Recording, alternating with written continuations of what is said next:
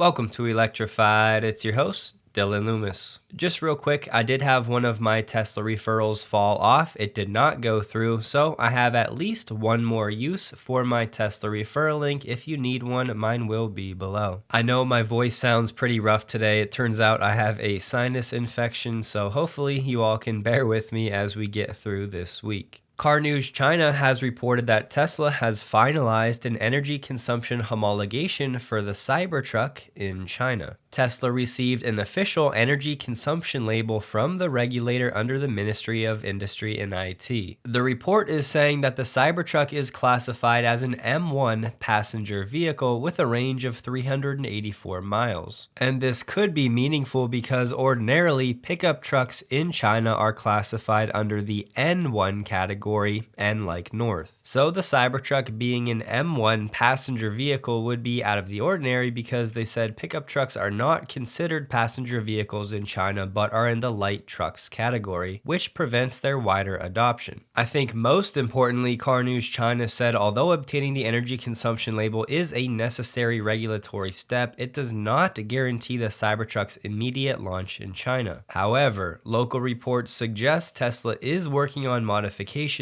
to meet market access requirements, including pedestrian collision protection. And at the same time, this video was shared by Tesla Chan of the Cybertruck entering the BYD plant, and it looks like some engineers or employees were out studying, taking pictures of the vehicle. And one thing I know for sure, even though the Chinese market has a lot of restrictions around bigger vehicles like this, I do know that they want the latest and greatest technology, so this vehicle will absolutely be studied widely by the auto industry in China. As a reminder though, just over a week ago, the Tesla China team said it has no plans to sell the Cybertruck in China for now. The team denied that the Cybertruck would be brought to China through official channels anytime soon. Just last week, we highlighted what Elon said, getting Cybertruck road legal in China would be very difficult. But as we know, that does not mean it's impossible. And just FYI, there are still other steps and requirements for Tesla to go through for certification for a vehicle like the Cybertruck before they could ever sell it in the Chinese market. So this energy consumption homologation really would just be the first step, and it's absolutely fair to ask the question, why would Tesla do this if they don't have plans to eventually sell the Cybertruck in China? Another Chinese source is saying due to the Chinese market's restrictions on pickup truck models and body safety regulations,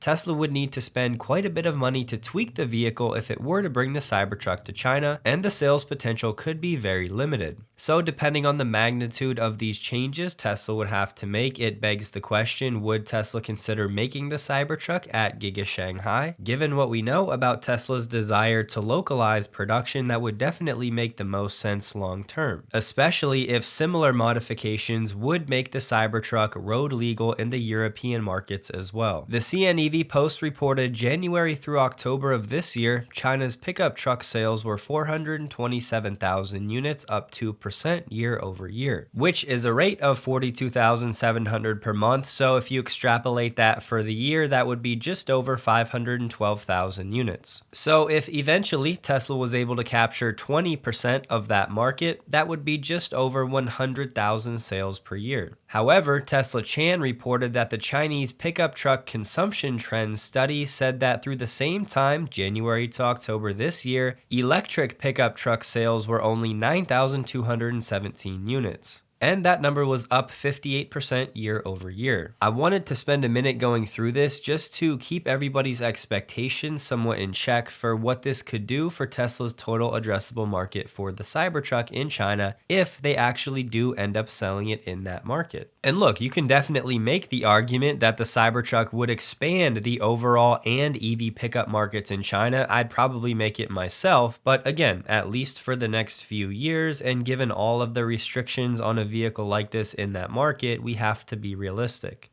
However, I think the main storyline here, if this were to happen, is not how many extra Cybertrucks Tesla could sell. Personally, for Tesla, I think it would be a lot more about the halo effect. Even if they only have limited Cybertrucks in China, one, that actually makes them more desirable, and as we know, that should make the rest of Tesla's lineup in China more desirable as well. From everything I read, the Chinese market loves the latest and greatest technology, and the Cybertruck checks off many of those boxes. So even if Tesla could get a few thousand on the roads over in China, I think it would do a lot for the Tesla brand. Elon said 99% of cars will be electric and autonomous in the future. Manually driven gas cars will be like riding a horse while using a flip phone. Still happens, but it's rare. I know we've all heard this line from Elon before, but there's a reason I'm highlighting it. We'll come back to it toward the end of the video. And in the post that Elon shared from Sawyer were some results from the Global EV Alliance and their new study. Spoiler alert, 92% of EV drivers polled will never go back to an ICE vehicle. The survey was conducted from August 27th to November 20th this year and got over 23,000 respondents from 18 different countries. Only countries with over 100 respondents are included in the results. And the results have been weighted based on each country's share of the total EV fleet. Only 1% of respondents say if they had to replace their EV tomorrow that they would get a gas or diesel car. Honestly though, from the whole report, I thought this was the most interesting chart. It breaks down by country whether these owners agree or disagree with the fact that it takes longer to plan a road trip in an EV than an ICE car. More than half of the countries, including the United States, said agree. We have to remember not all of these people own a Tesla, but after just doing a few thousand miles on a cross-country road trip, my response would be strongly disagree. As many of you know, it was literally a case of I plug in the destination and the Tesla handles everything else. No third-party apps, no extra planning required. I thought that was a welcome study after what we heard this summer when CNBC said nearly 30% of EV owners globally are likely to switch back to internal combustion engine cars. Which is part of why I don't love polls to begin with, because I do think they can be easily manipulated. Renew Economy just highlighted that the cost of battery storage is currently plunging. According to a new Gen Cost report, the price of battery storage has dropped more than 20% in the last 12 months. There's a new massive battery storage project set to go up in Australia at 2.6 gigawatt hours. And from this report, they said the current price of a 4-hour battery and the part that's made up of just the battery price is $294 per kilowatt hour. I think this highlights Tesla's competitive spot in the market. If you take Tesla's 4-hour battery, which is 4 megawatt hours, if we take an average cost per megapack of $1 million, that works out to $250 per kilowatt hour at the battery level. But obviously, as industry-wide pricing comes down, adoption will go up. Munro Live put out a video today talking about Tesla's Cybercab. Honestly, for me, it felt like they said a lot without really saying a lot that we don't already know. The main takeaway is that they confirmed what Tesla recently said, that the Cybercab could have 60% fewer parts than the Model 3. But the reason I'm sharing this is because in the video, Sandy said the Cybercab does not have cup holders. But looking at this video from Brian at Futuraza, you can clearly see there are 2 cup holders right here in between the seats. Elon made a bold comment on X the other day. He replied to me saying the new Model 3 Performance will give you more joy than any other possession as it's a Hall of Famer. With the holidays around the corner, I figured I'd give everyone a more affordable option to spread some joy this time of year. Exter, the sponsor of today's video, just started its Christmas sale, so right now you can get up to 50% off using my code Electrified at partner.exter.com/Dylan Loomis, linked below. We're now approaching 10 family members and friends that have asked for extra wallets after seeing mine with the Card Fan feature and the Apple AirTag slot. Exter's new Card Holder Pro can hold up to 14 cards and bills and offers a bunch of custom accessories. And not only do these wallets make great gifts, but they have really nice backpacks. I just used this one on our trip to Florida. They have camera cases, cash clips, key trackers, and a lot more. And if you want a slimmer profile than the Apple AirTag option, they have a new Finder card that's the size of a credit card and works with Apple Find My, so you can ring your wallet or bag anytime from your phone.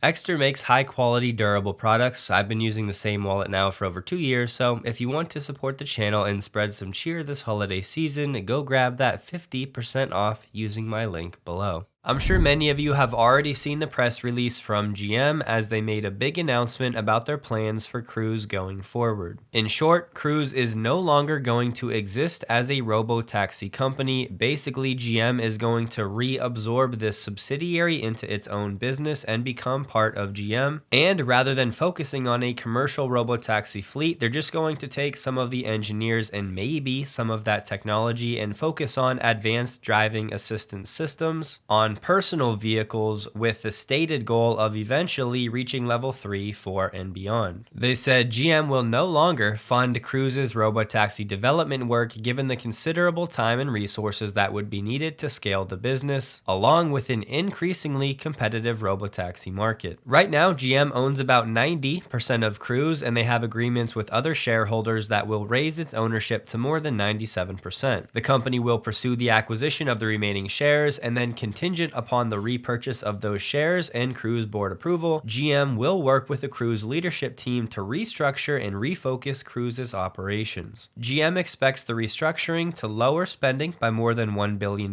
every year after the proposed plan is completed, expected in the first half of next year. TechCrunch did speak to some Cruise employees, and they said that they were surprised and blindsided by the decision. One said employees learned about GM's plans the same time the media did. And it seems likely that any roles at Cruise that were directly related to the robotaxi fleet will eventually be cut. Things like government affairs, communications teams, ground operations, and the remote assistance centers. I know some of you will remember after Cruise and the pedestrian incident and everything that came out from that investigation, the reluctance to share data, Cruise hiding certain things from regulators, the lack of focus on safety, etc. I said Cruise will never be the same, and I thought it would be a shell of itself or cease to exist entirely, because GM will have realized it's just not their core competency, and solving this problem is a lot harder than they think. And it took almost a year longer than I thought, but we ended up at the same place. Responding to Sawyer sharing the news, Elon said, achieving a general solution to autonomy is a very hard problem, especially doing so without making the car super expensive. GM did hold a call about this decision, and they said that they're moving to an end-to-end foundation model approach, which is exactly what Tesla is doing. So GM is trying to move away from the rule-based heuristics, aka removing C++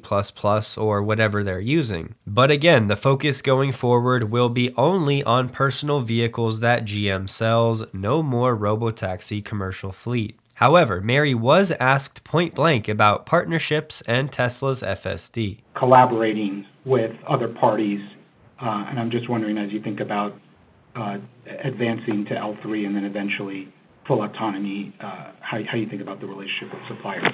Thanks.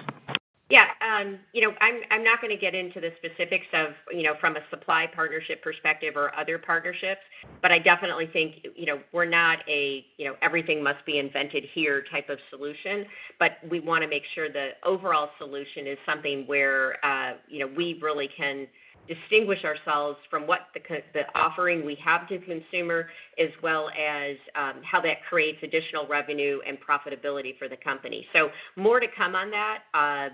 Obviously, we have some work to do to get to what GM is laying out as our plan here. And as we do that, that will then open up our opportunities to have further discussions and share those. And if you would partner with, licensing FSD or using a third-party solution. Thanks. Yeah, we're not going to cover, either of those at this point in time. There'll be more to follow as we go forward. This is, I think, an important announcement as we make the decision to really focus on personal autonomy, from driver assistance technology to personal autonomous vehicles. So more to come, but not today.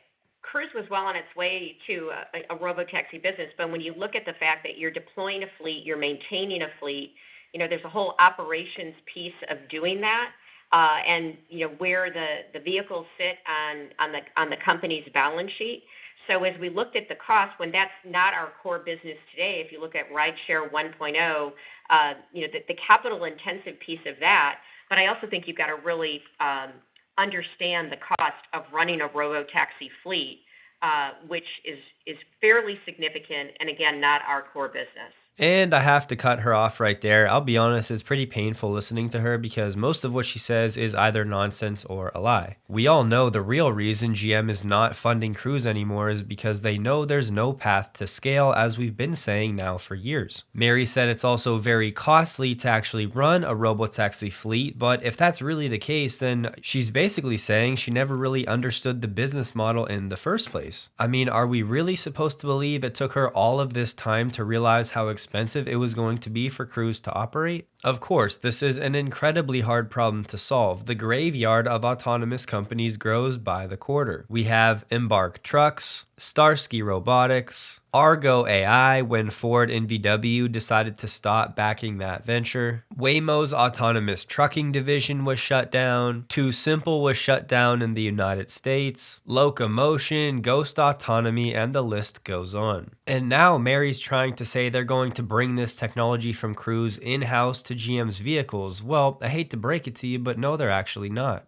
Do we really think GM is going to start slapping these LiDAR units onto the roof of the Chevy Blazer or the Chevy Silverado? The answer is obviously no. Now, I'm sure there are some things that Cruise learned that GM will be able to use as they set up their new ADAS features and they strive for autonomy, but overall, this obviously is not the approach for personal vehicles. And then the hilarity continued as we have Kyle Vogt, who was the founder of Cruise, crawling out of the woodwork saying, in case it was unclear before, it's clear now, GM are a bunch of dummies. Well, guess what, Kyle? Maybe that makes you a dummy as well because you're the one that decided to sell your company to GM in the first place. I'm a little fired up because for years Elon gets so much hate, but meanwhile Mary Barra is making reckless promises like this, saying that Cruise will be generating $50 billion in revenue every year by 2030, when in reality Cruise will go down as losing over $10 billion and now it's going to cease to exist as a robotaxi company altogether. But I don't see anybody in the media criticizing Mary Barra for making false promises. And yeah, Elon's late with some stuff, but more often than not, he ends up delivering. George Hotz chimed in on the conversation saying, self-driving has played out exactly like I said it would. Tesla will win and AI will take second with an open source solution. And George said, Waymo is actually a cool service, but it's not a self-driving car, it's teleoperated and it loses a lot of money. But if Google wants to use its massive ad revenues to subsidize better public transit for cities, I'm all for it. George said, on a per dollar basis, we crush Tesla, but they have way more to throw at the problem than us, and unlike companies like GM, they're throwing things in mostly the right direction. Second place is still a big win. Tesla is the vertical integrated closed source one like iOS, and we're the swap bits and pieces open source one like Android. Then Elon jumped in and said Tesla is absurdly efficient at inference because we're limited by a 200-watt in-car computer and actually can't brute force a solution with several kilowatts of NVIDIA GPUs. At this point, it really should be so glaringly obvious to anybody paying attention without an ulterior motive that Tesla is the only one that has any chance of solving generalized autonomy anytime soon. But hopefully it was clear to you listening to Mary Barra that she's obviously open to working with suppliers or third parties or developing partnerships to advance their autonomous efforts.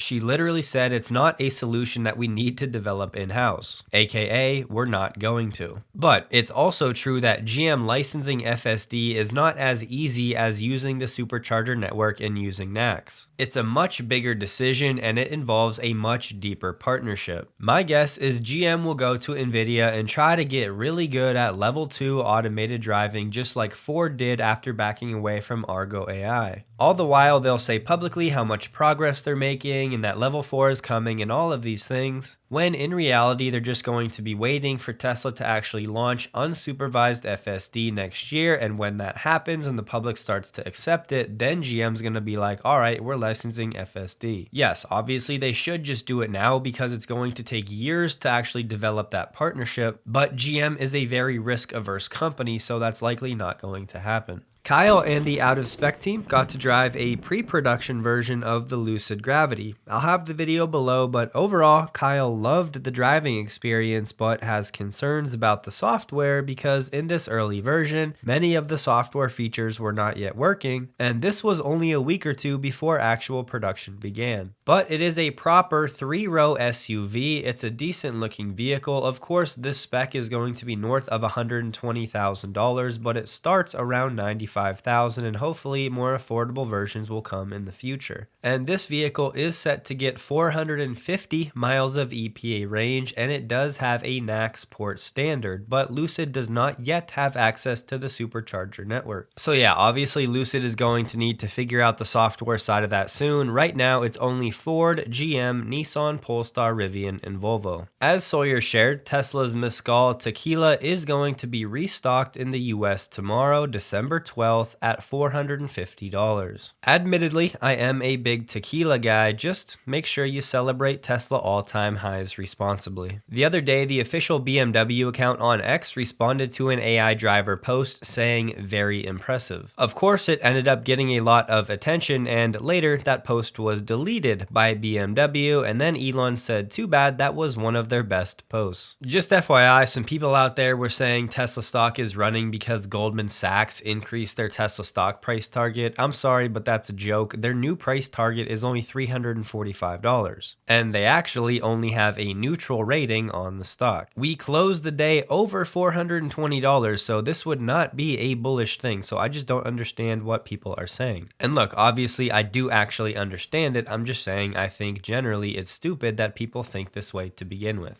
Honestly, most of these firms should just have a 20% offset. So anytime Tesla stock moves by, we'll call it 30%, they just take that current price, subtract 20%, and make that their new price target, because that's basically what they do anyways. Domestically this quarter, Tesla China is killing it. The latest weekly data came in at 21,900 units. Comparing that to the same week in quarter 3, that number was 16,200. So quarter over quarter, Tesla China is now up 9.5%. And compared to the same week in quarter 4 last year, that number was 15,400. So year over year, Tesla China is now up 17.9%. And for Tesla to set a new record quarter for domestic sales, they only need to do over 13,400 for the remaining 3 weeks. And honestly, given where the trend has been the past few weeks, I'd be very surprised if they don't set a new record in quarter 4. However, I want to make it clear these strong sales in China are likely to be offset by slower sales in the United States and across Europe. Domestic sales for Giga China this year in November set a new record for the entirety of this year. However, the monthly export number was also the lowest it's been all year, and it's not particularly close. It came in at just over 5,300, where previously the low watermark for this year was June at 11,700. So just bear in mind, no matter what's going on with Tesla China right now, overall for 2024, Tesla is still likely to be flat relative to 2023. On the climate front, Elon did say if we transition to primarily sustainable energy consumption, EVs and heating, and production, mostly solar and fission, within 20 years or so, which is currently trending to happen, the world will be fine, IMO. Earmuffs if you have children around, but this one is too sweet not to share. The Swedish Union is now very upset and lashing out because despite their best efforts to slow down Tesla, Tesla is still thriving in the region. A local chairman said, "I think it's totally reprehensible.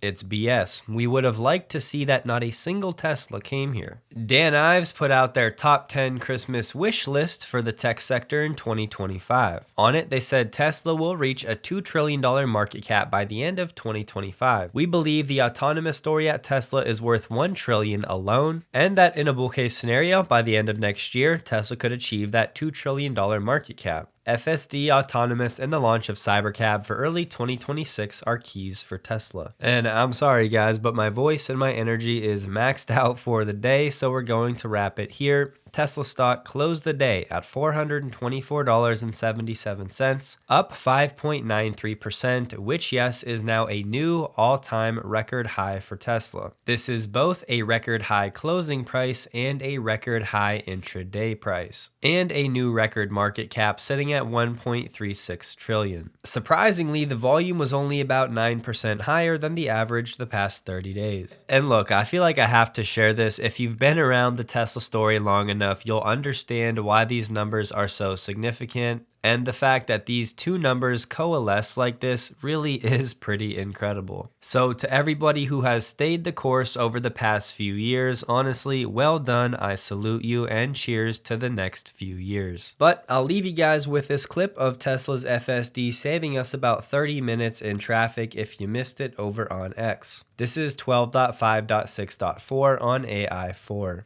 Don't forget, check out extra links below, grab something for yourself or your family and friends for the holidays. Take advantage of that discount. I hope you guys have a wonderful day. Please like the video. If you did, you can find me on X linked below. And a huge thank you to all of my Patreon supporters.